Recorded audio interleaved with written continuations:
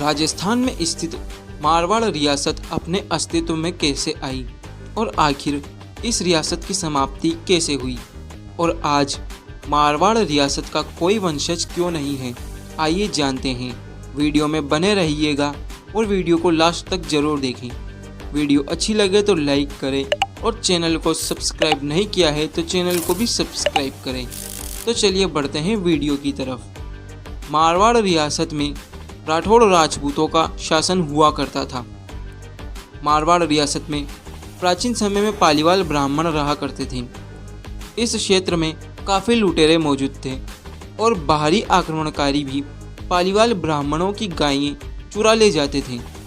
इन सभी से परेशान होकर मारवाड़ क्षेत्र के पालीवाल ब्राह्मण कन्नौज के शासक से मदद मांगने जाते हैं। कन्नौज के शासक सन 1240 में कन्नौज के राजकुमार राव सिंहा को मारवाड़ के पालीवाल ब्राह्मणों की रक्षा के लिए भेजते हैं।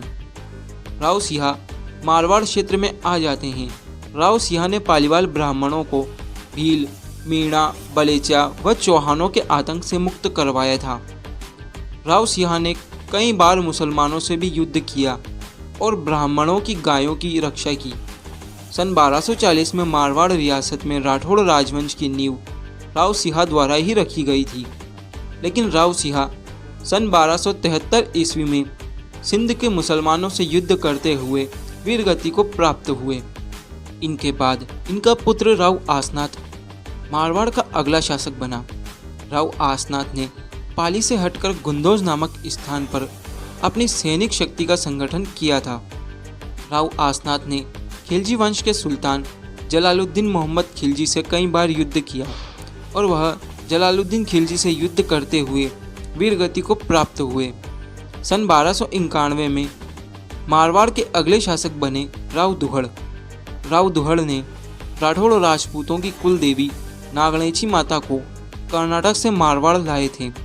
राव दुहड़ के भाई दांदल देव राठौड़ के पुत्र पाबूजी राठौड़ राजस्थान के प्रमुख लोक देवता के रूप में पूजे जाते हैं। इनके बाद राव मल्लीनाथ मारवाड़ के अगले शासक बने। राव मल्लीनाथ को राजस्थान के प्रसिद्ध लोक देवता के रूप में भी पूजा जाता है। राव मल्लीनाथ के बाद मारवाड़ के अगले शासक राव चुंडा राठौड़ बने। इन्होंने इंदा प्रतिहार की पुत्री से विवाह कर मंडोर को दहेज में प्राप्त किया था और मंडोर को अपनी राजधानी घोषित किया। इनका लालन पालन राव मल्लीनाथ ने ही किया था और राव चुंडा राठौड़ ने अपनी पत्नी के बहकावे में आकर बड़े पुत्र रणमल की जगह अपने छोटे पुत्र कान्हा को अगला राजा नियुक्त कर दिया, जिस कारण राव रणमल इनसे बहुत क्रोधित रहने लगा। राव चुंडा राठौड़ ने अपनी पुत्री हंसाबाई का विवाह मेवाड़ के राजा महाराणा लाखा से इस शर्त पर तय कर दिया कि हंसाबाई से उत्पन्न पुत्र ही मेवाड़ का अगला शासक होगा। राव चुंडा राठौड़ के बाद मारवाड़ का शासक राव कान्हा बना। राव कान्हा एक वीर योद्धा थे। यह सलखा व भाटियों से युद्ध करते हुए वीरगति को प्राप्त हुए। लोगों का मानना है कि राव कान्हा को करणी माता ने मारा था। राव रणमल इस समय मेवाड़ में रहा करते थे। रणमल राजपूतों का एकमात्र शासक था जिसने मेवाड़ और मारवाड़ पर एक साथ शासन किया था। रणमल मेवाड़ में हस्तक्षेप करने लगा, जिस कारण मेवाड़ के अगले शासक महाराणा कुंभा को यह बात सही नहीं लगी। उन्होंने रणमल की दासी भारमली से कहलवाकर रणमल की हत्या करवा दी। रणमल का पुत्र राव जोधा, जो मेवाड़ से भागकर मंडोर आ गया और मारवाड़ के कामकाज संभालने लगा। राव जोधा ने ही सन 1449 को जोधपुर शहर में मेहरानगढ़ दुर्ग की नींव रखी थी। राव जोधा ने जब मेहरानगढ़ दुर्ग को बनाने का निर्णय किया तो उन्होंने मारवाड़ की सबसे ऊंची पहाड़ी पर इस दुर्ग को बनाने का विचार किया। उन्होंने उस पहाड़ी पर रह रहे सभी लोगों को वहां से हटवा दिया। इस पहाड़ी पर एक बाबा भी रहा करते थे। उन्होंने राव जोधा को श्राप दिया कि तुम इस किले की वजह से मुझे मेरे घर से हटा रहे हो। मैं तुम्हें श्राप देता हूँ कि तुम्हारे शासनकाल में बेहद अकाल पड़ेगा। राव जोधा ने बाबा से माफ़ी मांगी और इस श्राप का उपाय मांगा। तब बाबा ने बताया कि यह श्राप वापस नहीं हो सकता है। परंतु इस श्राप का असर कम हो सकता है अगर कोई व्यक्ति किले की नींव में अपनी इच्छा से बलि दे, तब इस श्राप का असर कम होगा। तब मारवाड़ के एक आम आदमी राजा राम मेघवाल ने किले की नींव में स्वयं को बलिदान करने का निर्णय लिया। इसके बाद राजा राम मेघवाल को किले की नींव में जीवित चुनवा दिया गया। राव जोधा के बाद मारवाड़ का अगला शासक राव सातल देव बना। इनके शासनकाल में अजमेर के सूबेदार मल्लू खां व गुड़ले खां ने गणगौर की पूजा कर रही 140 कुंवारी कन्याओं का अपहरण कर लिया, जिस कारण राव सातल देव ने मल्लू खां और गुड़ले खां से युद्ध किया और उन कन्याओं की रक्षा की। इनके बाद मारवाड़ के अगले शासक बने राव सूजा। राव सूजा के शासनकाल में ही इनके भाई बीकानेर के शासक राव बीका ने जोधपुर पर आक्रमण कर दिया। राव सूजा ने बीका से युद्ध करके जोधपुर की रक्षा की थी। राव सूजा के बाद सन 1515 में मारवाड़ के शासक बने राव गांगा। इन्होंने खानवा के युद्ध में बाबर के खिलाफ मेवाड़ के राजा महाराणा सांगा की सहायता की थी। राव गांगा के समय नागौर के दौलत खान ने जोधपुर पर आक्रमण कर दिया था। तब राव गांगा ने बीकानेर के महाराजा राव जेत सिंह के साथ मिलकर 1529 में सेवकी के युद्ध में दौलत खान को पराजित कर दिया। राव गांगा की मृत्यु अपने ही महल की खिड़की से गिरने से हुई थी। इतिहासकारों का कहना है कि राव मालदेव ने अपने ही पिता राव गांगा को खिड़की से गिराकर उनकी हत्या की थी। राव मालदेव को मारवाड़ का प्रथम पितृहंता शासक कहते हैं। राव गांगा के बाद मारवाड़ के अगले शासक बने उनके ही पुत्र राव मालदेव। राव मालदेव का शासनकाल 1531 से लेकर 1562 ईस्वी तक का था। राव मालदेव को हिंदू बादशाह की उपाधि भी दी गई है। अबुल फजल व बदायूनी ने मालदेव को एक हस्मत वाला बादशाह कहा है, जिसका अर्थ होता है प्रशासनिक शासक। राव मालदेव एक वीर योद्धा था। राव मालदेव ने 52 युद्ध किए थे और वह एक भी युद्ध नहीं हारे। राव मालदेव ने शासक बनते ही बद्राजुन पर आक्रमण किया और बद्राजुन के शासक वीर सिंघल को परास्त कर दिया। राव मालदेव राजस्थान का बहुत शक्तिशाली राजा बनना चाहता था और वह अपने साम्राज्य का विस्तार करना चाहता था, जिस कारण उन्होंने नागौर पर भी आक्रमण किया। सन 1533 में नागौर के शासक दौलत खान को पराजित किया। मालदेव ने सन 1535 में मेड़ता के वीरमदेव को भी युद्ध में पराजित किया और मेड़ता को वीरमदेव से छीन लिया। मालदेव यहीं नहीं रुका। मालदेव ने बीकानेर पर भी आक्रमण किया और बीकानेर को भी जीत लिया। मालदेव ने जब जैसलमेर पर आक्रमण किया, तब जैसलमेर के शासक लूणकरण भाटी ने अपनी पुत्री उमादेय का विवाह मालदेव से करवा दिया ताकि वह दोबारा जैसलमेर पर आक्रमण न करे। परंतु मालदेव अपने विवाह की रात बेहद नशे में होता है, जिस कारण वह उमादेय की दासी भारमली के साथ दुष्कर्म करता है, जिससे क्रोधित होकर उमादेय मालदेव को छोड़कर अजमेर चली जाती है। उमादेय को इतिहास में रूठी रानी के नाम से भी जाना जाता है। उमादेय ने फिर कभी भी मालदेव का चेहरा नहीं देखा। इसी समय दिल्ली की सत्ता को हासिल करना चाहता था शेरशाह सूरी। शेरशाह सूरी ने मुगल बादशाह हुमायूं को परास्त कर दिल्ली और आगरा पर अपना कब्जा कर लिया और वह अब मारवाड़ को भी जीतना चाहता था, जिस कारण वह मारवाड़ पर आक्रमण करने की रणनीति तैयार कर रहा था। वहीं मेड़ता का शासक वीरमदेव और बीकानेर का शासक कल्याणमल मारवाड़ के राजा मालदेव के खिलाफ शेरशाह सूरी से मिल गए और तीनों मारवाड़ पर आक्रमण करने को तत्पर थे। तीनों एक बहुत बड़ी सेना लेकर मारवाड़ की ओर बढ़ रहे थे। वहीं राव मालदेव ने भी युद्ध की खबर मिलते ही अपनी सेना को एकजुट करना शुरू किया। राव मालदेव की सेना में दो प्रमुख सेनापति हुआ करते थे, जिनके नाम थे जेता और कुंपा। जेता और कुंपा ने राव मालदेव को कहा कि हमें शेरशाह सूरी की सेना को जोधपुर तक नहीं आने देना चाहिए। हमें सेना को कहीं बीच में ही रोक देना चाहिए ताकि हम उनसे वही युद्ध करें और उन्हें मारवाड़ में नहीं आने दें। मालदेव ने उनकी बात मानी और वह जेता और कुंपा के गांव जेतारण में आके रुकते हैं। लेकिन शेरशाह सूरी को भी पता था कि वह राव मालदेव से युद्ध में नहीं जीत सकता है, जिस कारण उसने छल और कपट किया और शेरशाह सूरी ने यह जताने की कोशिश की कि जेता और कुंपा शेरशाह सूरी से मिल चुके हैं। मालदेव को इस बात पर भरोसा हो चुका कि जेता और कुंपा शेरशाह सूरी का साथ दे रहे हैं, जिस कारण वह अपनी सेना को लेकर दोबारा जोधपुर के किले में गया। वहीं जेता और कुंपा अपने अपमान का बदला लेने के लिए शेरशाह सूरी की सेना से युद्ध करने का विचार करते हैं। जेता और कुंपा ने केवल 8000 सैनिकों के साथ 1,00,000 सैनिकों का सामना किया। जेता और कुंपा ने शेरशाह सूरी की सेना के 36,000 सैनिकों को मौत के घाट उतार दिया था, लेकिन वह भी इस युद्ध में वीर गति को प्राप्त हुए। शेरशाह सूरी अब जोधपुर की ओर बढ़ने लगा। शेरशाह सूरी ने जोधपुर पर आक्रमण किया और राव मालदेव को इस युद्ध में परास्त कर दिया। शेरशाह सूरी ने अब मारवाड़ को भी जीत लिया। राव मालदेव यहाँ से जोधपुर को छोड़कर सिवाना दुर्ग में चला गया और शेरशाह सूरी की मृत्यु के बाद दोबारा जोधपुर पर कब्जा कर लिया। राव मालदेव की मृत्यु के बाद सन 1562 में मारवाड़ का अगला शासक उनके पुत्र राव चंद्रसेन बने। राव चंद्रसेन एक पराक्रमी योद्धा था। इस समय मुगल बादशाह अकबर मारवाड़ को अपने अधीन करना चाहता था, जिस कारण वह मारवाड़ पर आए दिन आक्रमण करवा रहा था। लेकिन राव चंद्रसेन मुगलों की अधीनता स्वीकार करने को मंजूर नहीं थे।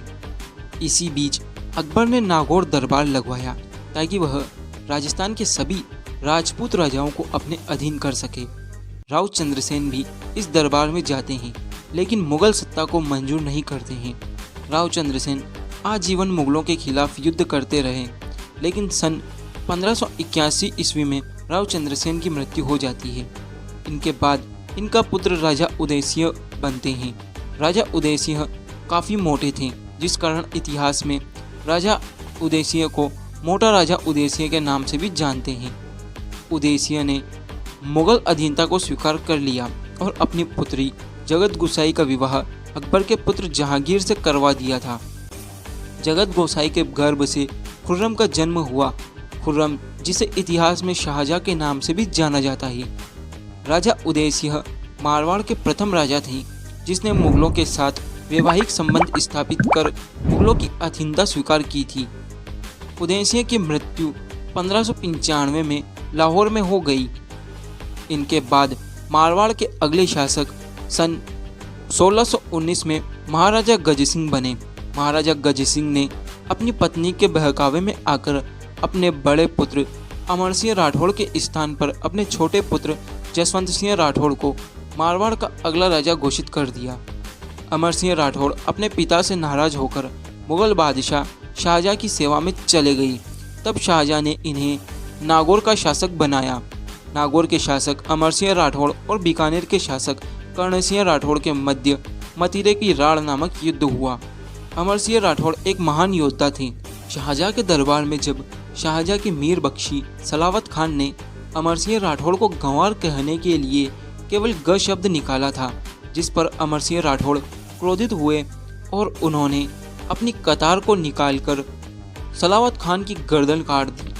महान अमर सिंह राठौड़ शाहजहां के ऊपर भी आक्रमण करने गए, लेकिन शाहजहां अमर सिंह राठौड़ से डर के जनाना कक्ष में चला गया, जिस कारण अमर सिंह राठौड़ इतने क्रोध में होते हुए भी औरतों के बीच जाने में कतरा गए।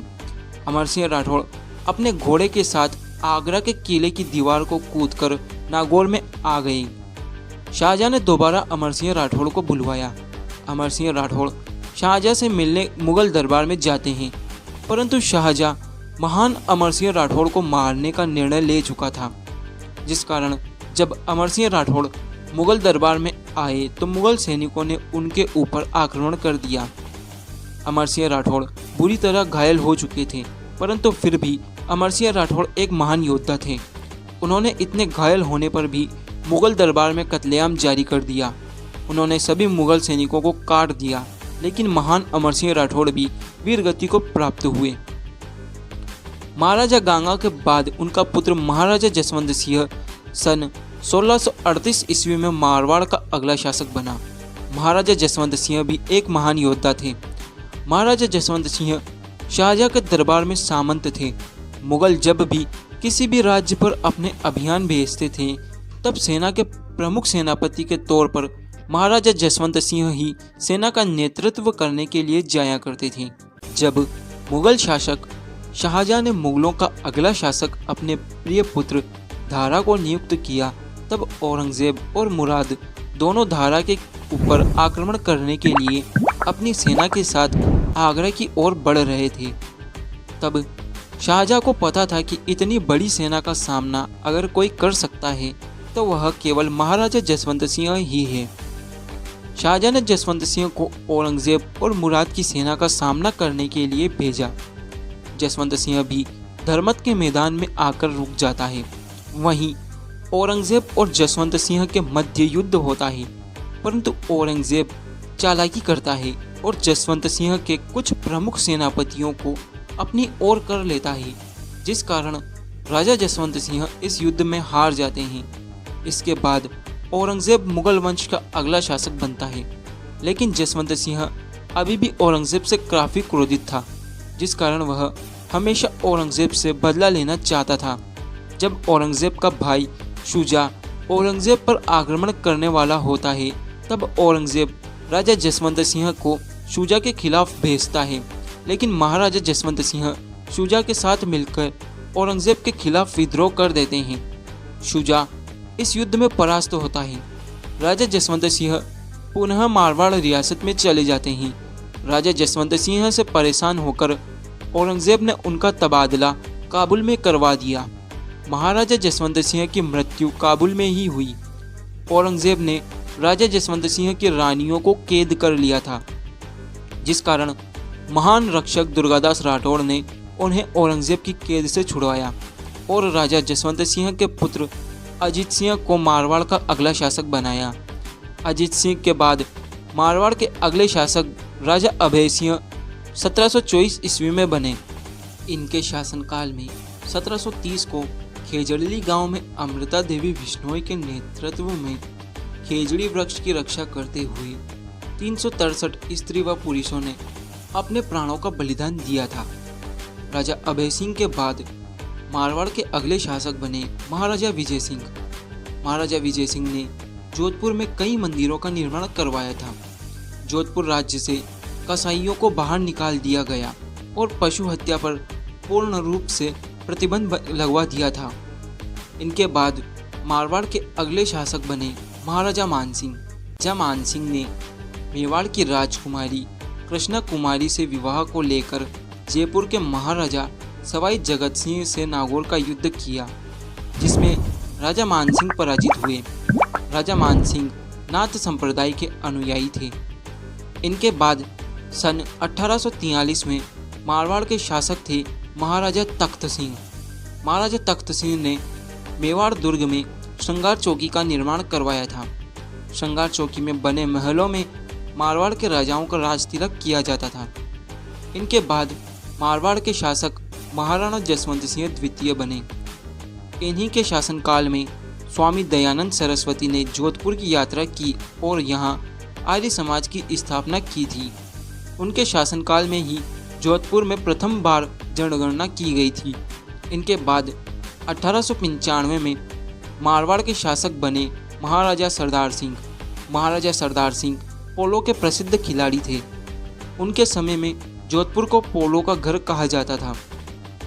इन्होंने अपने पिता की याद में जोधपुर में जसवंत थड़ा महल का निर्माण करवाया था, जिसे आज राजस्थान का प्रथम ताजमहल भी कहा जाता है। इनके बाद मारवाड़ के शासक थे उम्मेद सिंह। राजा उम्मेद सिंह ने ही मारवाड़ में उम्मेद सिंह पैलेस का निर्माण करवाया था।